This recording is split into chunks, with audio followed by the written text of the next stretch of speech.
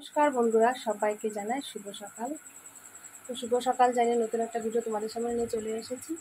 তো সকালবেলা সব কাজকর্ম সেরে একদম শাড়ি পরেছি, রোজগারের মতন যেরকমই যায় ডিউটি সারতে। তো আজকেও সেই ডিউটি সারতে বেরিয়ে পড়েছি।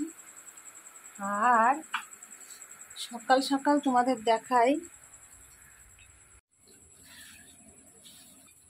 এই দেখো সকালবেলা উঠে ঘরটা পুরো গন্ধ গন্ধ করে দিয়েছে। তো গাঁদাল পাতা বলে না এগুলো মা, গাঁদাল পাতায় যে কোথা দিয়ে ছিঁড়ে নিয়ে আসলো সকালবেলা উঠে। দুই মা ছিঁড়ে নিয়ে আসে, ওই একজন আর এই একজন। সকালবেলা উঠে ঘরটা পুরো গন্ধ গন্ধ হয়ে গেছে একদম। আমি বললাম কি হলো, তো দেখে এই অবস্থা। তো পাতাগুলো কিন্তু খুব সুন্দর সুন্দর পাতা, একদম কচি কচি পাতাগুলো। তাই এখন মা বসে বসে ছাড়াচ্ছে, রান্না করবে আজকে। আর তোমাদের দাদা ভাই তো এই যে শুয়ে আছে ওখানে। কি গন্ধ বেরাচ্ছে? তো ঘরের ভিতর গন্ধ গন্ধ হয়ে গেছে, ঘরে চলে গেছে গন্ধ।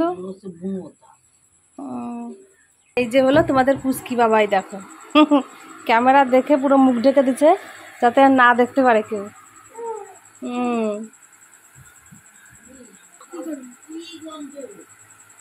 তো এমনই একটা ভাগ্য, দেখো আমার মা আসছে, সকালবেলা রান্না বান্না করে দেবো, টিফিন করে দেবো, হাতের কাছে সব কিছু এগিয়ে দেবো, কিন্তু আমার সেই কপালটা নেই। আমার সকালবেলা উঠেই বেরাতে হয় এরকম ডিউটি সারতে। তো ছুটি কদিন আগে ছুটি নিয়েছি বলে এখন আর ছুটি নিতেও পারছি না, এতটা অসুবিধা হয়ে গেছে। গেল আজকের মতন ডিউটি শেষ। তো এখন আমি বাড়িতে যাচ্ছি। তো তোমরা আমাকে অনেকে কমেন্ট করো যে দিদিভাই তুমি কিসের কাজ করো, তো আমি তোমাদের মুখে বলবো না, তো একটা ভিডিওর মাধ্যমে তোমাদের দেখাবো আমি যে আমি কিসের কাজ করি, তোমাদের অবশ্যই আমি বলবো। এই সবে বাড়ি আসলাম, বাড়ি এসে শাড়িটা ছেড়ে এখন নাইটি পরে আছি, মানে স্নান করার জন্য বসে আছি। তো এসে দেখছি, দেখো দুজনার কাণ্ড, মানে কি বলবো, দেখাই তোমাদের। দেখো পান খাওয়ার আসর শুরু হয়ে গেছে, এই যে দুইজনাই। দুই বোনের খাওয়া দাওয়া আছে এখানে, পান সুপারি সুখ দুঃখের কথা হচ্ছে, ভালো মন্দ কথা বলছি। বয়স হয়ে গেছে, আর কি করবো, এই তো আমাদের জীবন, এই আমাদের জীবন। কি আমি পান খাবো? হ্যাঁ আমি পান খাবো কে? আমি হবে যে কদিন থাকি এসে খেলে যেন চলে যেতে পারি।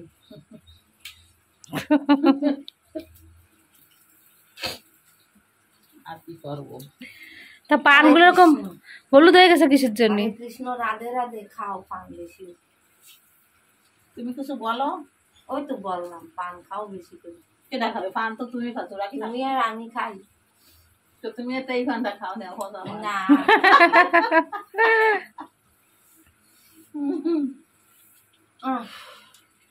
আমাদের দুই বোনের ভালোবাসা এইটুকু যেন সারা জীবন থাকে, যে কদিন বাঁচে থাকি, মানে কোনোদিন আমাদের মধ্যে অশান্তি মুখ কালাকি যেন না হয়, যে কদিন পৃথিবীতে থাকে এইটুকু যেন সম্পর্কটা বজায় থাকে আমাদের। পান খাওয়া খাই সম্পর্ক, সব সব পান সব সম্পর্ক, সব খাওয়া খাই, ভাত খাওয়া খাই, সব শাউরি দিল মা, তাই খেলাম আমি। সকালে মা খাই দিল, তোর শাউরি গোবিন্দর ভোগ দিল, খালাম। ফিরে রামদেব মা খাই দিল, খালাম। ভালো না, শুনেও শান্তি। আমার বন্ধুরা কি শান্তি পাবে? নেই, সবাই শান্তি পাবে। এরকম কজনের বাড়ি আছে, তাই না? সবকিছুই ভালো, সবকিছুই ভালো ছিল, কিন্তু আমাদের ভগবান, মানুষ বলে না সব দিক দিয়ে মানুষের সুখ হয় না, কপালে একদিক দিয়ে না একদিক দিয়ে দুঃখ থাকে। তো তোমাদের দাদা ভাইকে নিয়েই আমরা সেই দুঃখটা সবসময় করি আর কি। ও যদি সুস্থ থাকতো হয়তো পৃথিবীতে আমার মতন সুখী কেউ ছিল না, কিন্তু আজকে তো অশান্তি মানে অসুস্থতে সব শেষ করে দিয়েছে আর কি। তো আর কি বলবো, কিছু বলার নেই, মেন জায়গাটাই আমার খারাপ হয়ে গেছে। তো তোমার দাদা ভাই কি করছে চলো এবার সেটা দেখাই। দেখো এই আসলাম বাড়িতে, তোমাদের পুচকুটা প্রত্যেক দিন এসে দেখি আমি এখানে শুয়ে ফোন একটা হাতে নিয়ে আসে, কোনো সময় ধরে এমন মারবো ফোন ধরার জন্য, সত্যি। দেখো এই পড়াশোনা করছিস সকালবেলায়? এই হ্যাঁ বই পড়তে বসছিলি? সত্যি কথা বল কিন্তু। স্নান করছিস? তাহলে এক্ষুনি বেরাবি স্নান করতে। তোমার দাদাভাই হলো এই যে বসে আছে এখানে। তোমার দাদাভাইয়ের এখন একটা সমস্যা দেখো, এই দেখো চোখের সাইড দিয়ে যে আবার ফুলেছে, চোখটা আবার ফুলেছে ওই যে। আর এই হাত এখন এই যে বেঁকে যাচ্ছে, সকাল থেকে মানে নাকি বেঁকে যাচ্ছে, মানে হাত সোজা করতে পারছে না, মানে রক্ত নেই তো শরীরে, তো সেই কারণে হাত পুরো বেঁকে যাচ্ছে। আরো চাপলে আরো বেঁকে যাবে হাত, কেন বেঁকে যাচ্ছে? রক্ত শূন্য হওয়ার কারণে হাতও বেঁকে যাচ্ছে, কি করব তা কি জানি। এখনে যন্ত্রণা করে নাকি তখন? হাত যখন এই যেমন বেঁকায় নিয়ে যায় আঙুলে যাকে মানে ওই যে বেঁকে যাচ্ছে আঙুলগুলো, ওই যে কি অবস্থায়। হ্যাঁ সোজা করো। ভগবান, একটা না একটা আছে, আরো বেঁকা যাবে। তা চেপে রাখো এভাবে।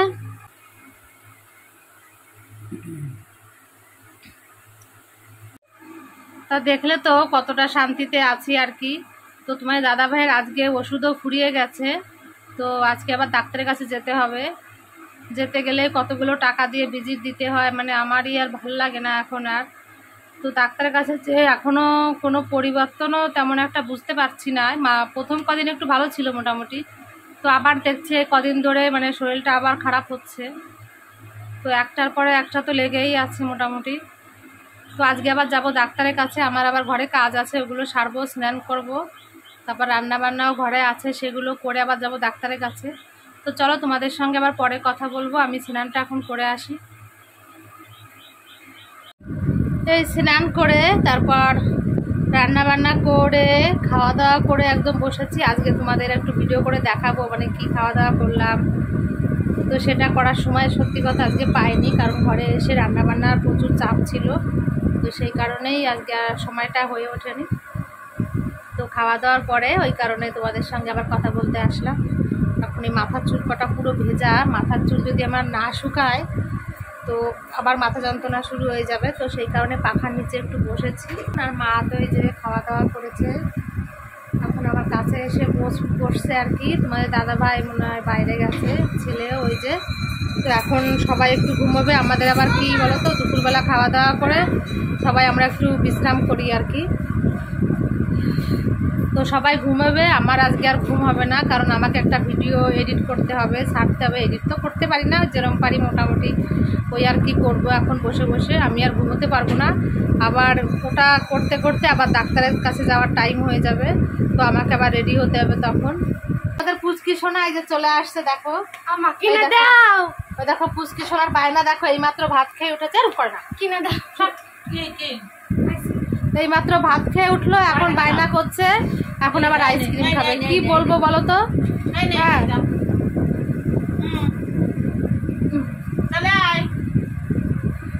আর দিদা আছে জোর জবরদস্তি করে আর খাবে, আমার কাছে বেশি জোর করতে পারবো না এখন আর। একটু রাগ করেছি, আইসক্রিম কিনে দেবো না, তো রাগ করে চলে গেছে ওর ঠাম্মার কাছে।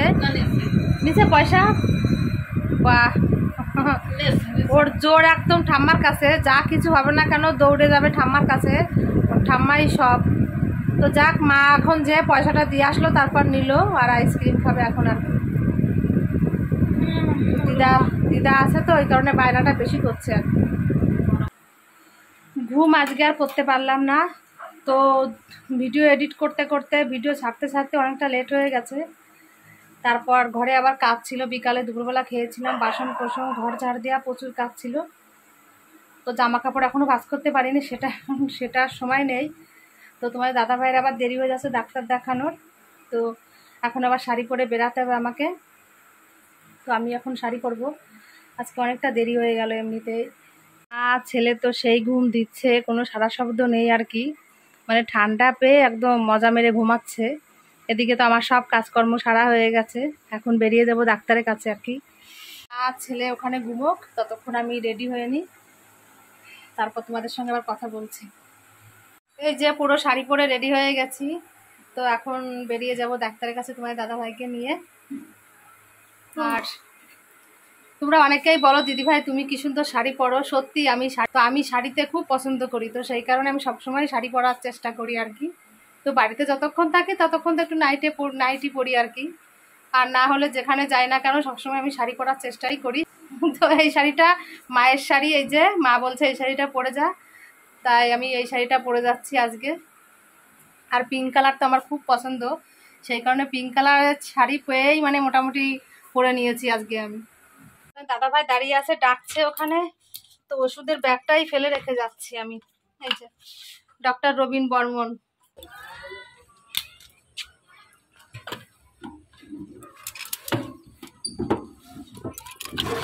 চা খেয়ে নিও মা।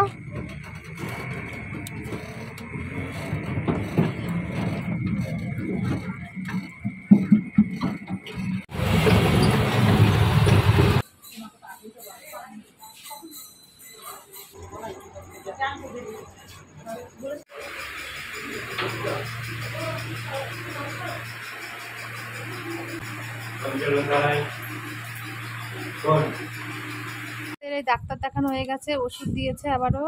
আর তোমাদের দাদা ভাইকে এখন ওষুধ এইখানে বসে একটু খাওয়াতে হবে আর কি। তো খাও ওষুধগুলো, একটু কুন্ড গ্যাস উঠেছে, হাঁটতে পারছে না, এই অবস্থা। আর কি বলবো, দাও। কতদিন পারবো জানি না দৌড়াদৌড়ি করতে, নিজের শরীরটাও আর এখন দেয় না। নিজের যে কত অসুবিধা সেটা তো দেখাতেই পারি না ডাক্তার, শুধু ওর পিছনে দেখাতে দেখাতেই আমার জীবন শেষ হয়ে যাচ্ছে। নিজের সমস্যা হলেও সেটা চাপা দিয়ে রেখেছি, কি করব, কাকে বলবো, বলার জায়গাও নেই কোথাও যে বলবো। বাবা মাকে বলবো, বাবা মা একভাবে দেখতে দেখতে ওকে মাথা খারাপ হয়ে যাচ্ছে, ওর পিছনে পয়সা ঢালতে ঢালতে। তো আমি আর কি বলবো। এই সবে বাড়িতে আসলাম, শুধু নাইটিটা ছেড়ে রান্নাঘরে এসেছি, মাথাটা এখন খুব ধরেছে।